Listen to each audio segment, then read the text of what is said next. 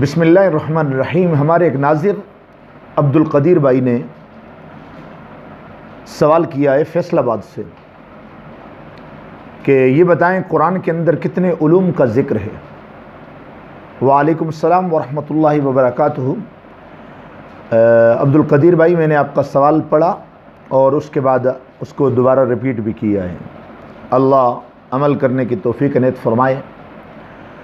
محترم، قرآن پاک کے اندر کتنے علوم کا ذکر ہے، اس کا احاطہ کرنا نہایت مشکل ہے کہ اللہ نے قرآن کے اندر کائنات کی ہر چیز کا ذکر فرمایا ہے۔ سورۃ القمر کے اندر آتا ہے، فرمایا وَكُلُّ صَغِيرٍ وَكَبِيرٍ مُسْتَطَرٌ۔ ہر چھوٹی سی چھوٹی چیز اور بڑے سے بڑی چیز کا ذکر اللہ نے قرآن کے اندر رکھا ہے۔ وَمَا مِنْ غَائِبَةٍ سورۃ نمل کے اندر آتا ہے فِي السَّمَاوَاتِ وَالْأَرْضِ إِلَّا فِي كِتَابٍ مُبِينٍ۔ کائنات کے ہر راز کو اللہ نے کتاب مبین کے اندر رکھا ہے۔ حضرت عبداللہ ابن مسعود رضی اللہ تعالیٰ عنہ رسول کائنات صلی اللہ علیہ وسلم کے عظیم خدام میں سے تھے، اور یہ اکثر رسول کائنات صلی اللہ علیہ وسلم کے نالین مبارک اٹھا کر ہر جگہ ساتھ رہتے تھے۔ جب بھی ضرورت ہوتی رسول کائنات صلی اللہ علیہ وسلم کو نالین مبارک پیش کرتے۔ آپ کے بارے میں آتا ہے، آپ نے فرمایا من اراد العلم فعلیہ بالقرآن۔ جو شخص علم حاصل کرنا چاہتا ہے اس کو قرآن کی طرف آنا چاہیے۔ یعنی جو بھی ارادہ کرنا چاہتا ہے علم کا، روشنی کا، معرفت کا، تو اس کو چاہیے فعلیہ بالقرآن، اس کو چاہیے کہ وہ قرآن کی طرف رجوع کرے۔ اللہ نے قرآن کے اندر علوم کو رکھا ہے، علم کو رکھا ہے۔ میں قاضی ابو بکر ابن عربی رحمہ اللہ کی کتاب قانون التاویل پڑھ رہا تھا۔ اس کے اندر قاضی ابو بکر ابن عربی رحمہ اللہ نے لکھا ہے کہ قرآن پاک کے اندر اللہ نے 77,450 علوموں کا ذکر فرمایا ہے، اور اتنے علوم آپ فرماتے ہیں ہمارے زمانے تک قرآن پاک سے علماء نے تخریج کیے۔ یہ علماء کو اللہ نے بہت بڑا مقام دیا ہے۔ 77,450 حوالہ ہے قانون التاویل کا۔ آج جو لوگ کہتے ہیں کہ قرآن میں کیا ہے، یہ اولڈ کتاب ہے، پرانی کتاب ہے، ان کو قاضی ابو بکر ابن عربی رحمہ اللہ کا یہ جملہ دیکھ لینا چاہیے کہ قرآن کے اندر جتنے بھی زمانیات گزرتے جائیں گے، جو بھی انکشافات دنیا کے اندر ہوں گے، سمجھ لیں کہ وہ قرآن کی وساطت سے اللہ ذوالجلال نے انسان کے ذہن کے اندر منتقل کیا ہے۔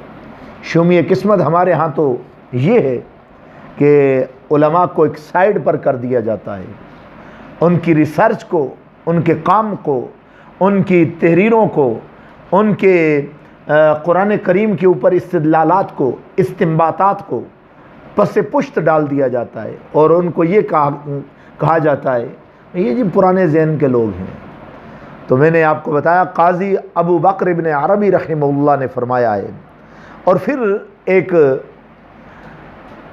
الاتقان فی علوم القرآن، علامہ جلال الدین سیوطی رحمہ اللہ نے، جو قرآن کے بہت بڑے مفسر ہیں، انہوں نے حضرت عبداللہ ابن مسعود رضی اللہ تعالیٰ عنہ کا یہ قول نقل کیا ہے۔ صرف انہوں نے نہیں بلکہ امام ابن حبان نے اپنی صحیح کے اندر اس کو صفحہ 75 پر نقل کیا ہے۔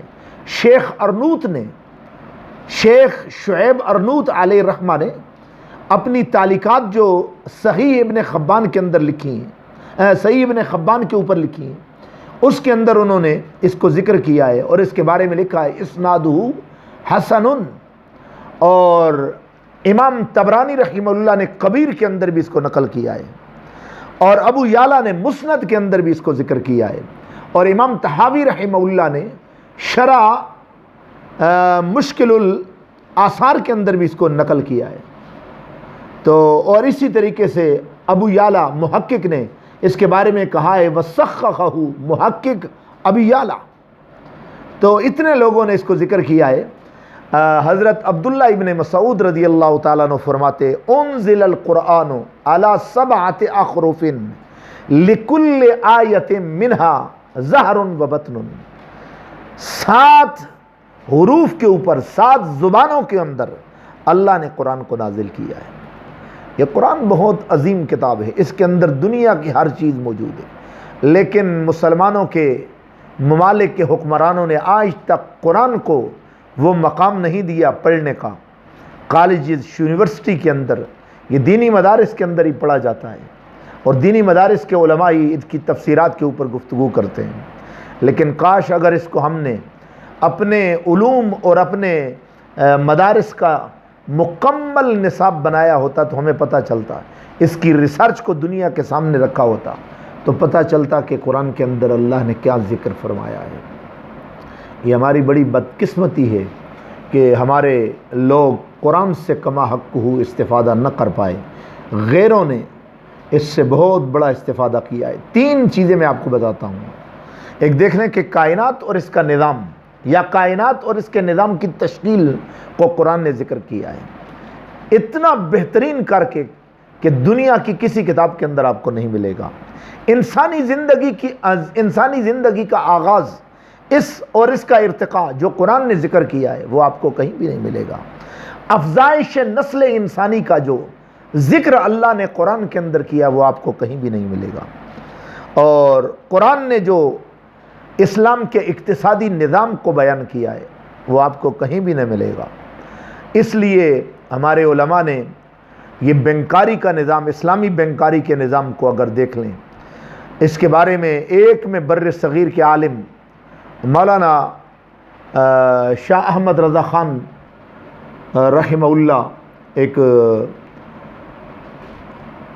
بر صغیر کے عظیم عالم گزرے ہیں. ان کی میں ایک کتاب پڑھ رہا تھا جنہوں نے اس زمانے کے، یعنی یہ 1857 کی بعد کی بات کرتا ہوں، انگریز جب اس حکومت کے اوپر ہمارے اس بر صغیر کے اوپر مسلط تھے، انہوں نے اس وقت یہ کہا تھا کہ اپنے بینک بناؤ، اس کے اندر پیسہ جمع کرو اور اس کو مسلمانوں کی فلاح کے اندر خرچ کرو.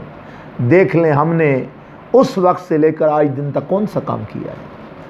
تو انہوں نے اس کے اوپر بڑی شرح بس سے گفتگو کی ہے. ان کے اوپر ایک انگریز ڈاکٹر ہارون جو برطانیہ کے اندر مسلمان ہوئے، انہوں نے ان کے اقتصادی تصورات کو دنیا کے سامنے پیش کیا ہے. تو قرآن کے اندر شیخ ابن عربی کی بات کو سن لیں.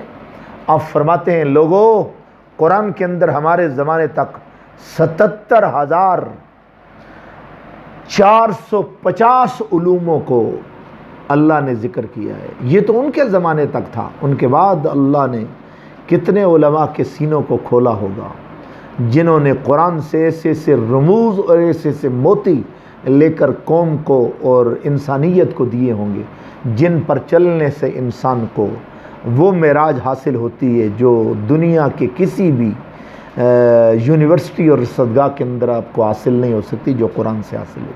اللہ ہمیں قرآن کی طرف. تو عبدالقدیر بھائی، قرآن کے اندر یہ ایک ریسرچ ہمارے سامنے تھی کہ جنہوں نے اس تعداد کو باقاعدگی کے ساتھ قانون التعویل کے اندر لکھا ہے کہ اتنے علوم کا قرآن کے اندر ذکر موجود ہے. لیکن میں پھر کہوں گا سورۃ قمر تو کہتی ہے کہ کل صغیر و کبیر مستطر. اللہ نے چھوٹی سی چھوٹی چیز اور بڑے سے بڑی چیز کا ذکر اللہ نے قرآن کے اندر جو زمانہ گزرتا جائے گا اس کے انکشافات ہوتے رہیں گے. اللہ عمل کی توفیق عنایت فرمائے. وآخر دعوانا الحمدللہ رب العالمین.